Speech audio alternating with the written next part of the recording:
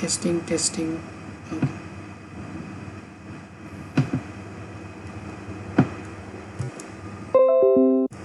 Yeah, so when we talk about registry, we are referring to specifically to Windows operating system registry. And if you type registry, it says Registry Editor. So you can click and allow the device. So you see, it opens up, you know, a kind of a window. See all the different you can say keys that are defined. So so on the right hand side, for every node, you see on the right hand side there is a name, type and data. So I can add a, so what I could, my application can programmatically create keys also. So I will say, I will if I, let's say, create an application, I want to know how many users are visiting my website. So one idea is, what I can do is, I can go into software and create a new how do I create a new, what does a key does? Okay, let me see, new key. Okay, so let's say my software name is my crypto website. Okay, so I can, right now I'm doing this manually, but I can do this programmatically on the, and within this I want to know how many people visited my website. Right now nothing is defined. By default there's a string value which is default, nothing is there, but I have my own string value over here, and I can set a number of people.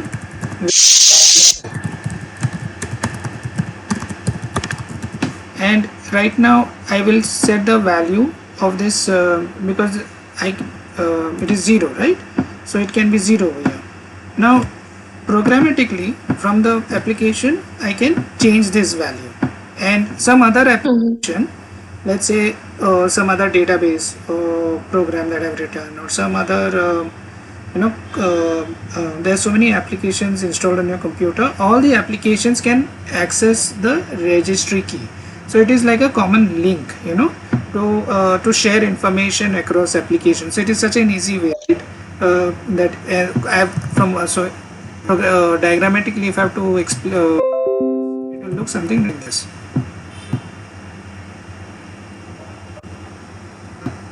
So basically, I have my a kind of a website program. Let's say it is written in. So I can write a code over here, write to registry every time somebody visits the website. I can call this function. So this internally, what it will do, it will go ahead and access the registry is at the operating system level. So this program, this is one separate program of mine which can read, go into the registry, access the registry, access a particular key, find a particular key. So what was the key? Key was my crypto website. Within that I can update the value to 1. If the second user come, again this function will be called, and again this will become 2. So so this value then can be read by any other program on the system. So what other programs, you, let's say somebody writes a Python program, Python program to do analytics. I want to do some analytics, but I want to know how many users have visited the website today. So I can go ahead and read the information over here. So basically registry is used to store some kind of a setting or some kind of a configuration, which is easy to share across applications on the same system. Is that clear?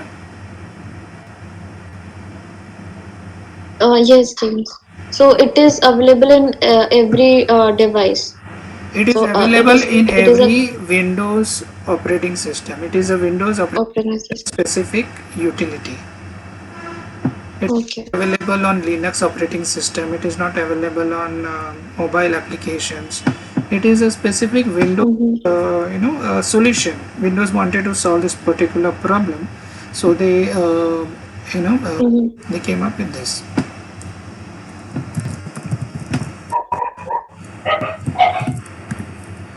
So basically every machine will have its own registry. Oh yeah, machine 1, Mm-hmm. machine 2, machine 3.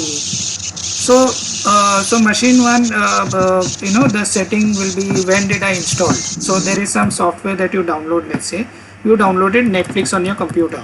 Huh? So Netflix on one computer. Now Netflix will store that value inside some key. It will create some value. So whenever you're doing your installation, no, part of the process also creates some keys, and that key, the some values can be created. It can be a string value, it can be a number value, it can be a binary value. Mm-hmm. So if you look at the registry, actually you can string value reg underscore as. If you say new binary value, binary As it. 0 or 1. D word means double word, like 32-bit integer value. Q word means 64-bit integer value. So a 64-bit integer value is the maximum number that you can store with 64-bit integer value is 2 raised to 64, because 2 means 0 or 1. This is binary. Maximum number that you can store Mm-hmm. with a D word is 2 raised to 32. So if they ask you what is D word, what is Q word, then it is a 32-bit value and it is a 64-bit value. And this is like Mm-hmm. a multi-string. I think this may be like a group of strings. I've seen this for the first time, but Mm-hmm. um I don't know its use exactly, but it's like something like you can store two to three values. How it is stored now, I do not know. But for this, right now, what you're seeing, I'm deleting the value. So I can, whatever I can do manually, I can do programmatically also. If you look at So we some, can add the values manually also and through a program also. provided you have an administrator permission on any computer, there is a Okay. administrative access. Mm-hmm. Have you dealt with Yes. creating users or on the computer anytime? Mm-hmm. Yes. Okay, so you have gone into Windows system and created users, right? Mm-hmm. And let's see this.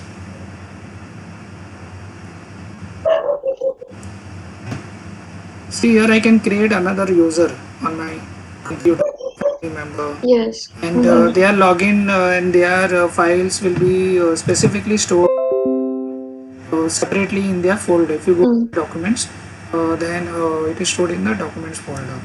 Now this whatever we are talking about is very specific to Windows operating system. When it comes to Linux, then we have to find out how does Linux do. So Linux has its own set of directories, you know, how it operates. Mm-hmm. And so right now, if you want a kind of a like a GUI, graphical user interface, like a nice Windows like, then you have to go Mm-hmm. with a Linux version of Ubuntu version. Ubuntu version, have you tried any time? Yes. So Ubuntu, if you notice, it is a nice GUI layer. You get Yes. things, Mm-hmm. and underneath the layer, it is using a Linux command. Uh, so whatever is applying to one operating system, the same technique does not apply to another operating system. In Another is. operating system, you will not find this registry. So that is we have to understand. So one of the some of the questions will revolve around the operating systems. How Mm-hmm. the operating system is different, and because when you want to solve the problem, you it depend. First, you have to know what operating system we are dealing with. I think somewhere in your list of topics, they are Windows is they are there. looking for you as a like a like a any problem that comes on a system. Maybe it comes on a laptop, maybe it comes on a desktop. That kind of issue may Mm-hmm. come up, or it can come at the OS level, browser level, Microsoft Office level. Basically, having a problem on their computer or the device that they're using. The Mm-hmm. device can be anything, can be laptop, desktop, mobile. Because when you enter a company, they distribute all these devices, and then you are like a system support engineer. So when you say Mm-hmm. system can be anything, it can be any operating system, it can be any application on any operating system, and that time you have to Mm-hmm. know how to solve that particular problem. So for registry fix, in the sense, sometimes what does registry fix means? Basically, by this value, became like. -1 or some junk data by mistake somebody put. Now what you're going to do? So you may just want to delete. You have uninstalled a software, but the software is able to track, let's say, what you're doing. So maybe they have created some key, registry. So you can Mm-hmm. manually go into this system. You can manually, as a system support engineer, can go into this and look at the keys. Have they created any keys? Or some of the tricks which people do is, let's say they want to create extend the trial date. So initially when software was to be distributed, the trial date was stored in registry editor. So the date was stored there, the time was stored there, everything was stored there. So every time they wanted to fool the software, as to I want to extend the use of software beyond Mm-hmm. 30 days, they would go techie guys, what they would do, they would go into the registry editor and just simply change the date. So instead of saying 31st March, they will say, Okay. until 31st December. So this kind of tricks Mm-hmm. happen. So registry Okay. access is not for everyone. It is mainly if Mm-hmm. you are the admin on the computer, and so you can control who can access the registry. Because it Mm-hmm. is a very system level. A lot of functions like Windows operating system itself is going to be using this. So not one should be having access to this. If we are having access to this, then definitely you are having some kind of a Mm-hmm. access. So in users and groups, so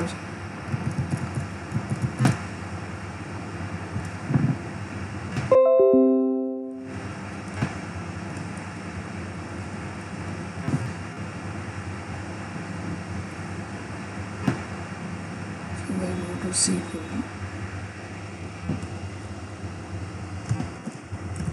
So the file that we actually opened was regedit.msc, and you have to remember the word MSC, because these are this is usually Windows related utilities to do anything. So if you want to create users and groups, you do system administration, right? Then there are a lot of tools Mm-hmm. that is like which Windows provides. So here you see how many types of MSC files are there. One is a internet information exchange. So some web server is down, you're going to somebody says web server is down, and if they say if it is an IIS web server, then definitely you're going to go inside this IIS thing and look into the problem. And there is a task scheduler and computer management. So let's look at computer management.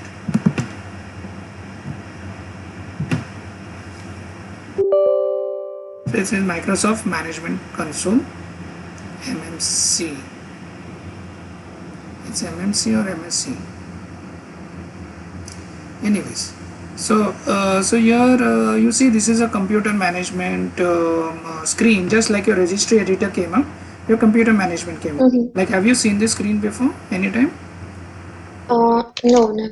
Okay. Mm-hmm. So the idea is, if you want to control your system, check what is happening with your system, you can go into this different kind of interfaces which Windows provides. If you want to do disk management, let's say somebody is complaining, they are not able to save, there is an error coming that the disk space is become is all consumed, very less is space is there. So what you can do, one of the option is to take the backup of the entire system. So this question can be asked, let's say somebody is coming up with a disk problem, and constantly that message is, Mm-hmm. your disk space is very less, please do something. What are you going to do? So one option is, first you need to take the backup of the entire system, because you want that Mm-hmm. to continue with the same system, with the same configuration, with the same, it is not only about the files, it is also about the registry, everything has Yes. backed up. Because otherwise the system's image, we cannot continue with that, whatever last he left at that point he should be able to do. So you can take that backup and store it in some external device. External device can be some portable hard disk or something which is like 1 terabyte or something. So as a system administrator, you will be given access, you will go with a portable hard disk, you will take a backup, Mm-hmm. and then you shift. So there is a basically there definitely there is a set of steps that you're going to follow, how to take the backup of a Windows operating Windows box. So that backup you take up and put it Mm-hmm. the and store it on the portable hard disk, let's say. Okay, once you do that, you have your entire system available, your entire backup image available in Mhm. the hard disk. Now you can go ahead and play with these partitions. So let's say in my case, what all partitions do you see? Actually these are all the spaces on my hard disk. So if you notice this 0 G colon, how much space I have got on G colon partition? I've created 390 GB, and 390 GB. I have created 223 GB. How much free space is there? 11 GB. Now my 11 GB. I constantly get this problem. Now I get a pop-up message, your where your this Mm-hmm. less. So what is my, so as a strategy, what I need to do? I need more space. So where do I get the space from? So I think some of the partitions I have not used as yet. I cannot see it over here. Yeah, you see this 435 GB unallocated. Unallotted. Yes, Yeah, unallotted. unallocated. So if I right click on this, I will be able to create a new drive with a H colon, or G, whatever drive has not been used. Right now G colon is gone, and are you understanding what I'm saying? Yes, yes, yes. Okay, so Yes, yes. because I'm just because of time constraint, I'm trying to tell you explain. Yes, I'm able to understand. Yeah, so Yes. see, I have created, so this partitions I have created. Whenever you get Mm-hmm. a new laptop, you will get only C colon, you will not get E colon, Yes. colon. And Mm-hmm. mostly everything is on C colon only. So means all the, Mm-hmm. this computer of mine is got around maybe, how much, 200, 400 and 300. So it is like 900, like 1 terabyte I've got on my on my hard disk itself. It's a 1 terabyte hard disk. So why did I partition? Because I wanted to use one partition to install Ubuntu operating system, and one partition I wanted to use for Windows operating system, because there are a lot of applications we Mm-hmm. want to test on Windows, Ubuntu, and to test that sometimes it would have been great. But right now, what happened, the problem is I allocated very less space on C colon, because whenever the software gets installed, they don't ask me the directory all the time. Mm-hmm. Most of the time yes, but most of the time they install something on the C colon and keeps on expanding. If you notice over here, so it has gone up to here, and now before the system, if this comes to the space goes away, becomes reduces to MB, just a few MBs left, then the system won't even start. It will crash, and that time I'll have to go. In that case, if I reach that point where the system is no longer accessible, then I have to go into the BIOS. From BIOS I can also create this partition and delete this partition, but I have to have Mm-hmm. sure I've taken a backup of the system, either from the BIOS or either at the system level. So before this reaches, I get this error at the system level where it says I can no longer simply access my machine. It is always better to have a backup of the system. So at this stage I'm still having 13 GB, but before that, it gets consumed. My strategy is to take a backup, delete that C colon. Then once I delete the C colon, I get that it becomes an unallocated space. So this is like 223 GB will become unallocated. So once this becomes unallocated, I can take all unallocated spaces. So this 400 plus this 200, I can combine them into creating one C colon partition of 600 GB instead of having only 200 GB. So that is my strategy to Mm-hmm. solve this problem. So as a system support engineer, you will have to solve this problem in this way. So Okay. yes, that is what it is. So so if it is a mobile, then mobile, they, I think they work with operating systems.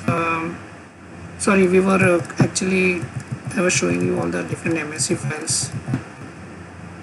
Maybe some more, one more MSC file I can show you. Let's look at IIS and see what is there. You know what IIS is? No. Yeah, it stands for Internet Information Server. It is a web server, so, provided by Microsoft. Internet. Information server. It is not there, or what, I don't know. So I'm not able. types of web servers in the market are like Apache web server. Have you heard about Apache web server? Yes. Yeah. So basically IIS is a product of Microsoft. If you go to Ubuntu, You can install your Ubuntu by default. I don't think it provides any web server, but Windows operating system, if you install Windows operating system, if you enable IIS, it will allow you. So how do you enable? So if you can add or remove programs at the system level, you can enable IIS, and web server will become active. So all your websites, they run on a web server basically. So all the HTML files are stored on the machine where the web server is running, and that web server basically sends you all your whatever data you browse. It comes from some web server. Somebody is running some web server, and so what I was looking for.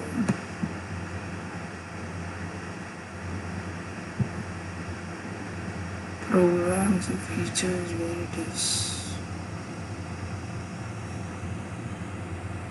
Turn Windows features on or off. So here you see, I have Internet Explorer on, Internet Information Service on. These features won't be on by default on a normal user's computer. So if you wanted to have Internet Information Services, and you want, like some engineer comes and says, I want to have a web server, Internet Information Services, it belongs to Microsoft. So you can go inside these Windows features on or off and simply enable it, and it will start providing you the web server. And in a particular folder you can go and store, upload your store or save your HTML files, and your web server will be able to host that website. So usually on those if you are on the same computer, so let's say my IIS was running here, and so if I wanted to know if my if there's any web server running on my computer, I can say localhost, and I think it is usually if I say localhost, it should work.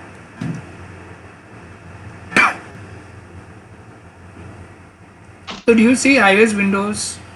It is hitting IIS Windows. Yes. Hitting the IIS Windows. Basically, it is IIS is enabled. So by default, the port number is 80. So any computer, have you heard about ports anytime? Yes, different port Yeah. numbers.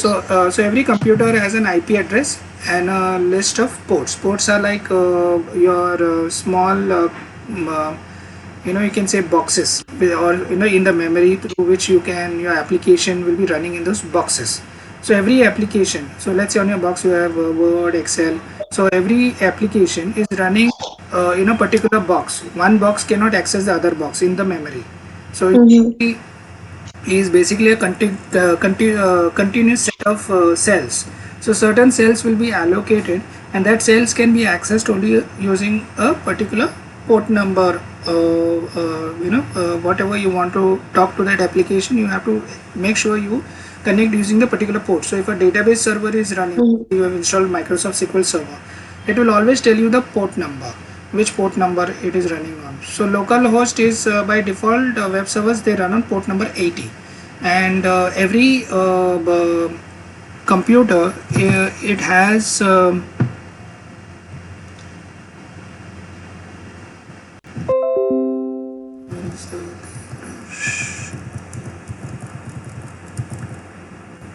so here there are 3 computers, right? So every computer will have first a unique IP address. So this may have IP address 1, 2 and 3. But every single computer also they kind of make sure all the applications are running within their own region, and they can be communicated with each other. So let's say web server wanted to there is a web server which wanted to store some data in the database. The web server, the IP address may be the same. It can say the web server may be running on port number 80. So it can be running using localhost 80.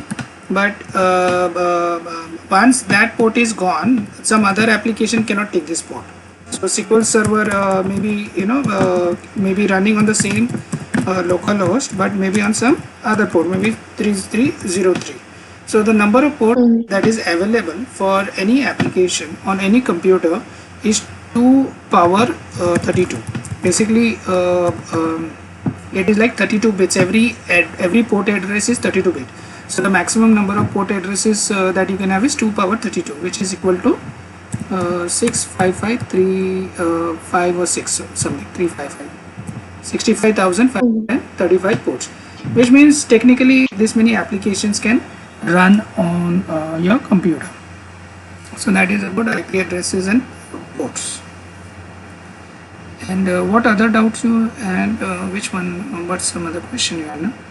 What was that? Mm.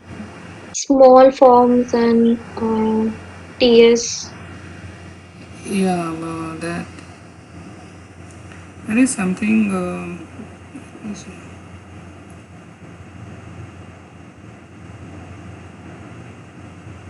ICT service desk environment. Yeah, ICT. I think it just if you can, it just stands for help or something.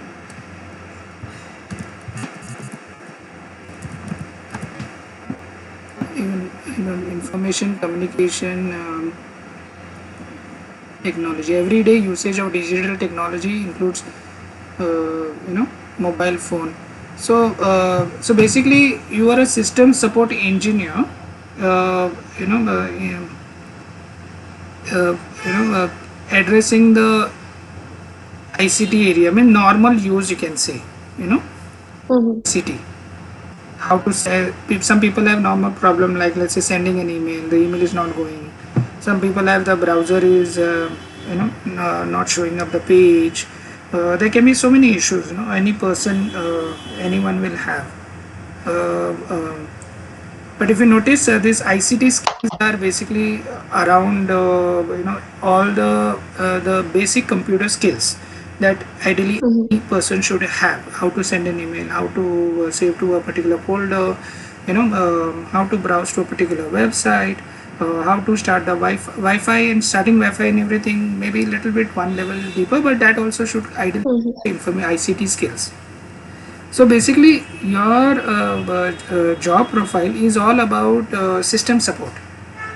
Whatever problem anyone faces in regards to ICT, sending an email, operating system Mm-hmm. starting up, those are ICT levels. It is not Okay. specific to, oh, the Hadoop technology is not working, this database was calling this program. No, you are not supposed to solve that kind of problem. That is little advanced, and that is very technology Mm-hmm. very specific. You are bound to support ICT skill, ICT oriented errors. So are you getting what Mm-hmm. ICT what does where the word ICT comes from? Yes. Okay, it says, your description says experience of working within a busy ICT service. Right, busy Mm-hmm. ICT service means there are 10,000. There may be this office may be having around 300. You will Mm-hmm. be always be available as a support person. Your ticket will be assigned to you, and they will say the ticket is so and so. Then you will try to assign the ticket to yourself and resolve the problem. You will call the employee. So this support skills is this support that providing is most likely for the employees of Infosys. Okay. It is for the Telstra same process, Telstra process. Acha, what, I don't know what Testra process is. Telstra, I have worked in Wipro, the same process for Telstra. Okay, so maybe, but the job Mm-hmm. whatever But I is. get the yes, but I get the idea about system related issues I have to solve. Yeah, so system na patch upgrades. What is patch upgrade? Basically, every time you get this message, in the mobile that we have updated our app. Please download the app. Otherwise, you will not be able to start your app. You must have received. Mm-hmm. So those are called patch upgrades. You have to, when you upgrade it, you are actually patching means you are downloading all the new the new code.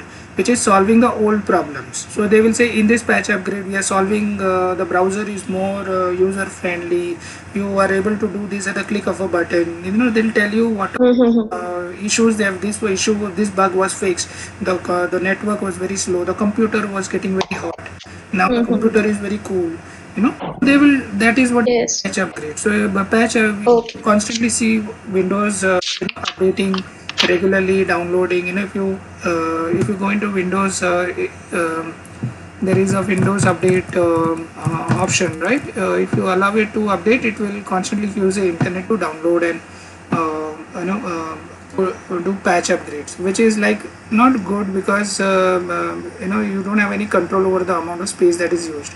So it says, see here you can see you can download 652 MB. For me, this is a very lot of data. My entire internet will be blocked because of this update. Mm-hmm. So if my system is Yes. okay, I'm okay. So what I usually do is I don't have this automatic. I have this usually in my control, Mm-hmm. because otherwise my entire internet data is kind of consumed. So that is what is patch upgrades. And what other question you had? TS, virus TS you had or something? Yes. Okay, so virus, definitely, right? What is a virus? But let's say virus TS. The TS, I do not know what is that virus TS. Doesn't say this.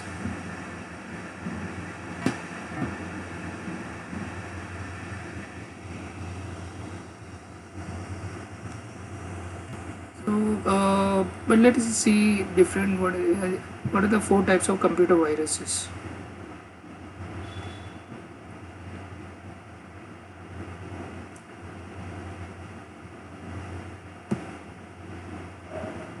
This is this subject comes under a little bit under kind of security. Okay, so basically, Okay. when you want to secure a system, uh, uh, you know so the system can be attacked in many ways, right?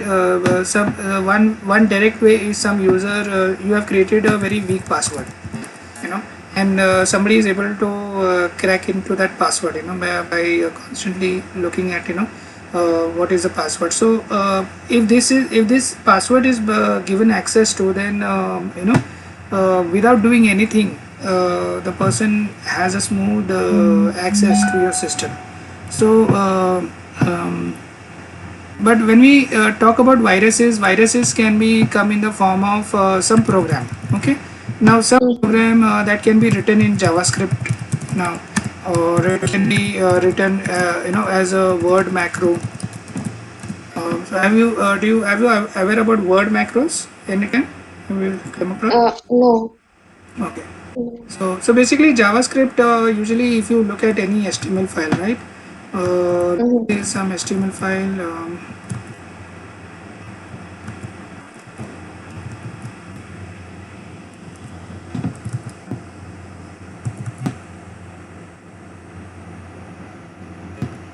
HTML, JavaScript.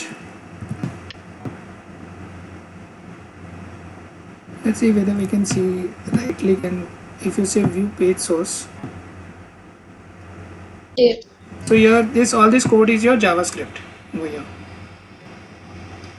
Mm-hmm. And so basically a JavaScript can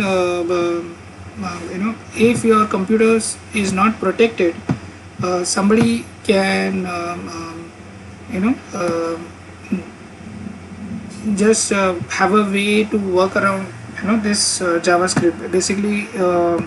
So this is one way people, hackers can try to come in. If they want to execute some program, the program can do anything. It can say delete a file on the computer, you block this particular port. If you block a port, then let's say a web server was running on port number 80, and somebody is blocking that port for some, through this program, then nobody is able to access that website. Then no, that is one way of attacking. So that's why I said this is a more of a Mm-hmm. but how he is doing it, he is attacking through some program that you are accessing. So you are opening up a particular page, you went to a particular website, and it was an untrusted website, let's say, and that website is that whoever the programmer is, he wants to attack your computer, then this JavaScript, you can write all this code to do behind the scene. Because ideally, when you look at the page, what do you see? You see this, right? But behind this, there is a JavaScript code also, which you cannot see. And what Mm-hmm. code is doing, you don't have any idea. You're just trusting that JavaScript is just displaying this page. But no, it can be displaying, at the same time it can be accessing your database quietly. So that is how your tracking works. Your Facebook, let's say, wants to track what all, your Google wants to track what all you're doing. Their JavaScript is in action. So so when you are Okay. yeah, talking about security, you're also talking about you want to configure your browser in a way that JavaScript is not auto enabled or cookies are not auto enabled. But right now these days, any website, they'll say cookies and everything. So so cookies, these are basically local, just like registries there inside you at the system level.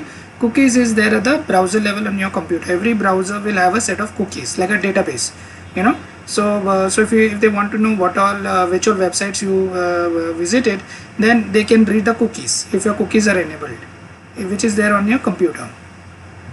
So have you configured anytime cookies on your computer? Yes. Okay, so cookies is something that, if you go in the settings, you will get cookies and delete cookies. So Mm-hmm. say don't use Yeah. cookies at all. So you can so that is one way of securing a computer. One is password. Make sure it is 18 character. It is more difficult to break a 18 character password, which is consisting of small alphabets, big alphabets, and numbers, and compared to a smaller length password. And then one way, other way is disabling any Mm-hmm. cookies or everything. The third way is disabling some websites. Take permissions. And viruses can come in the form of Windows or macros, which Windows macros. Windows is not, actually Word is not working. I don't know whether there are macros in this software. I don't think so.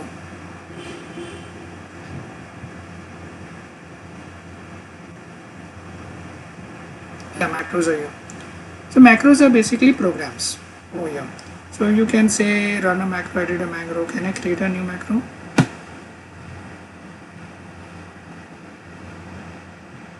So let's say, let me just say, can I record a new macro?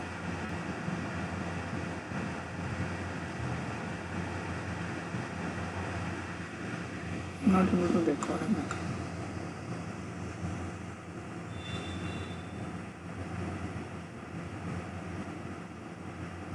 So let's see this macro, what? Okay, nothing is there.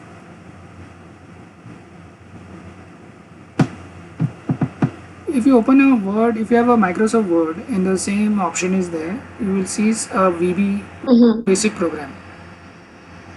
Okay.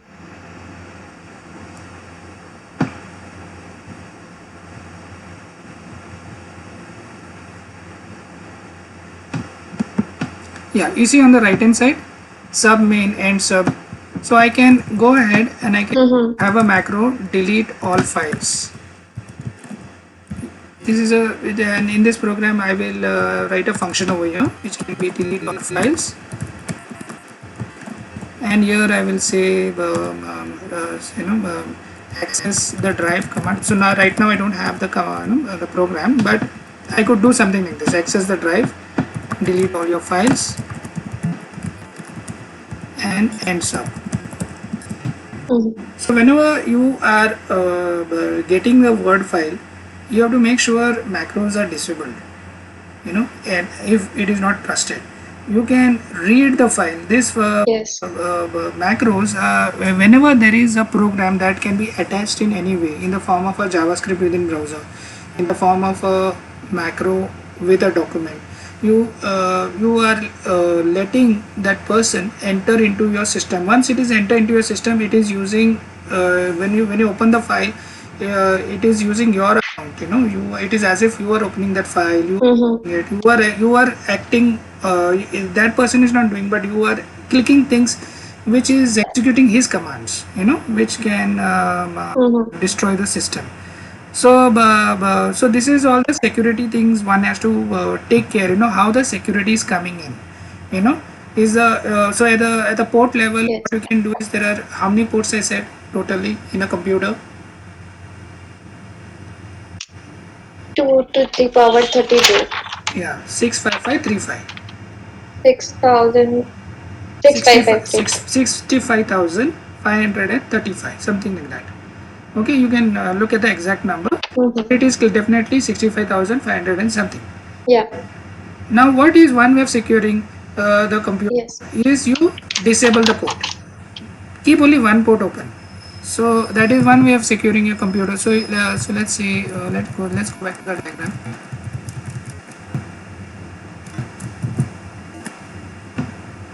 One way of securing the computer is where you have a web server running over here. So you don't store all the softwares over here. You keep your web server on this computer, and you can enable and disable port. So you can enable only port number 80 over here. So nobody, whoever is accessing this computer, they cannot definitely access any other port. They have to go through this particular port, and you keep a monitor this particular port number, and that is a way you can protect this computer, and you can keep your database on a separate computer. So this database can Mm-hmm. be stored in a different network. Okay, so there can be questions on how tell me what is a subnet. Okay, so have you aware about subnets? Yes. Okay. Masking. Yeah. So this basically it is you can say a set of IP addresses. Okay. So this Mm-hmm. net will support all computers with this particular address from 1, let's say, to 10.0.0.10. Maybe this is a one big network is there. Out of this big network, this set of addresses is allocated for this particular subnet, and you may have another subnet which starts with 2.1 to 10.0.2.10. Here also you have 10 computers, but do you notice it's a separate subnet? This subnet is different, this subnet is different. So you can control who Mm-hmm. has the access to which subnet. So you can say normal users can access only my public subnet. They cannot access my private subnets. Private subnet I can configure to be accessible from public subnets only, but not directly. So if somebody wants you to access the private subnet, only the computers over here in this subnet can access the computers inside your private subnet. So that is how they that is how security people they protect their databases, because database can be a bank database, which is having all the your banking transactions, the addresses. Maybe it is an Aadhaar card database. So how will you protect that computer? So one is you make sure it is in the private subnet, and then second thing, you make Okay. sure that it is accessible only from the public subnet. Normal users from the internet. So from the internet means you are coming through the ISP. Over here you have a Wi-Fi router over here. Somebody is accessing that Wi-Fi router and responding. Connecting through your Wi-Fi router, and here it is trying to, if it is trying to access any other ports within the public subnet on this computer, it will not be able to access. So that is one restriction you get. Second thing, it was if it wants to get that handle of the database, it cannot get through the ports. It will have to hack the web server application only, the web application. So how the web application can be hacked? It can be hacked using JavaScript code. So they must have Mm-hmm. added some code inside the web app only by some tricks, and that JavaScript code have maybe having the access to the database. So you have to make sure your JavaScript there's no new JavaScript code coming inside the system. But this is all got to do with how viruses are introduced inside your system. Your viruses can be running as a simple program as a background services. So if you look at services over here, not all means the front end programs back at, there is maybe some, it is like a batch program. These are all programs which may be a simple Java program, and programmatically you can install a service over here, and this service maybe the job of the service is to track what you're doing every day, so it can definitely not all the services are dangerous, so you have to be careful about uh, how where the programs are coming from. So these services are usually running in the background, no? So you, whenever you're starting a web server, do you see any of these services? Does anyone tell you whether it is these services are running, how the Bluetooth works? So if your Bluetooth is on your computer, it is running with the help of this service over here. You see Bluetooth. So if you disable this service, Mhm. can stop or restart, your Bluetooth will stop working. So a programmer can do that also. It can just stop all the services so that you don't, nothing runs on your computer, neither the Bluetooth, neither the Wi-Fi, neither the file explorer, and makes it helpless. It can find out if the person has an access to your system level, then it can say, let me find out where is the SQL server. SQL server service may be there, network service will be there. So that is Mhm. about viruses and security. But Trojan,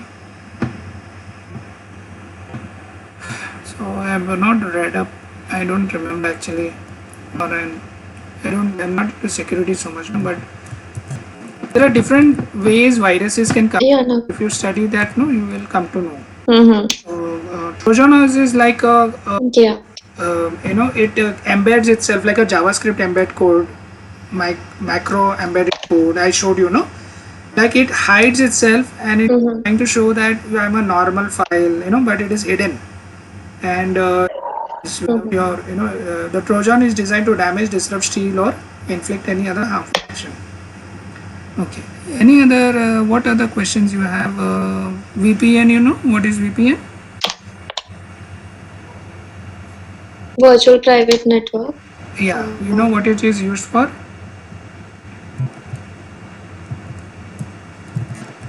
Mm-hmm. Okay.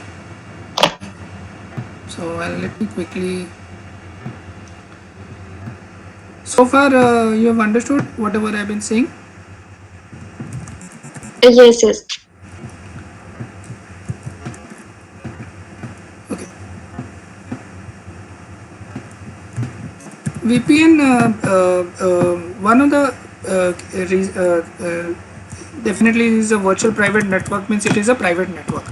It is not meant for no, any normal person to access. So usually whenever you have a company and they are attached, they're connected to each other. So some company may be connected, office may be in India, right? And some office, the other office may Mm-hmm. it may be anywhere across India also, or it can be country to country also, it doesn't matter. So let's say this is in US. Now the thing is, when your data is, when you're connecting, it travels through a normal internet over here. And normal internet is basically a collection of all Wi-Fi routers, not sorry Wi-Fi but routers, you can say. So routers, basically your data is getting routed from one router to another router, and ultimately it is reaching your destination computer. That is how your internet works. Now if anybody can hack the router on the way, you know then it can actually read the information that is traveling from your computer, from this network to another network. So somebody is going to be if even one section of the network consisting of one or two routers is somehow that Mm-hmm. mouse has come inside this router, and ultimately it is all programs, so this program can be coming on the computer, it can be coming on the router, it can be coming anywhere. So this somebody is hacking, waiting for your data to come out. It cannot hack inside your office, but whatever you are coming on the internet, if you send some email, let's say, or some file that you send without protecting, without securing it. So securing means like encrypting. You need to encrypt the data, and so that the person cannot read the data. So if somebody is hacking over here, then it can basically trap over here. So this is why uh, uh,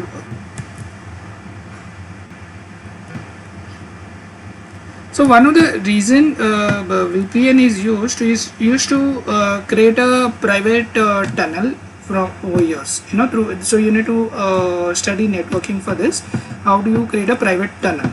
So one is to secure, and one is to act like one unit, one company or one unit. So these are actually two different companies. So here let's say some employee they have a file called X. They want to access a website over here. So ideally, if you're traveling on the Mm-hmm. internet, then this company will have to expose a IP address, public IP address. That is how websites work, right? It works with the help of a public IP address, means anybody can see it, and it can host a web server on this IP address and store its website over here. And just like anybody can access the IP address over here, even the employees of the India can access it. But this is risky because you have exposed your web server, your website, your IP address, you made it public and for everyone. What is the other way of doing it is you so you have a kind of a local address. So here I told you about a net subnet, no? Mm-hmm. So let's say this fellow is having a subnet of Yes. 10 computers, let's say, uh, over here. One subnet is over here. Now this is your local addresses. So your local addresses are not your your public IP addresses. Your local addresses are only for you.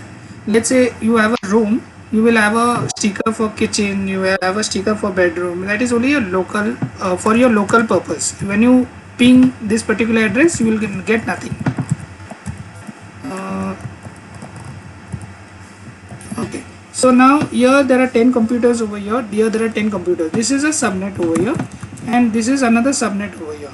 Now if you wanted to, as I told you, one subnet is a private subnet, another is a public subnet. One subnet can access the other public subnet, but subnets are all part of internal to the company. It is not exposed to the entire world, you know so only computers which proper IP addresses has to be allocated to you in order for the address to become public. So you need to register with the authority, and then that all that comes under DNS and everything.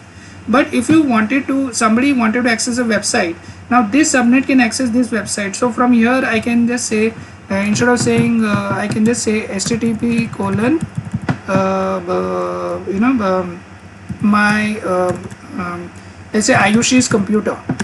Ayushi, you have created a website on your computer, and her website. Now this web address is ideally, it will not be accessible on the on your normal internet, because this is a local address. So what it will try to do, this network, it will try to find Ayushi. How it tries to find the Ayushi, it tries to search in the current subnet. If it is not found in the current subnet, it will try to see in the other subnets. And if you have created a VPN tunnel, your subnets on the other side can be seen on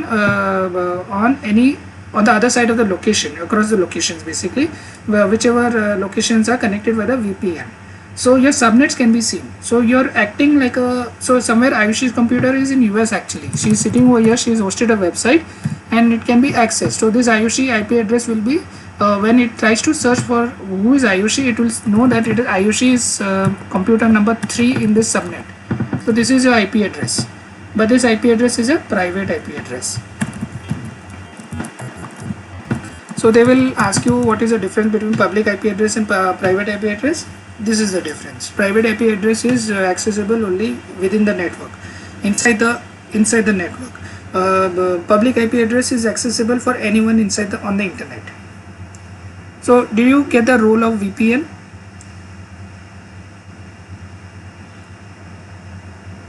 Hello.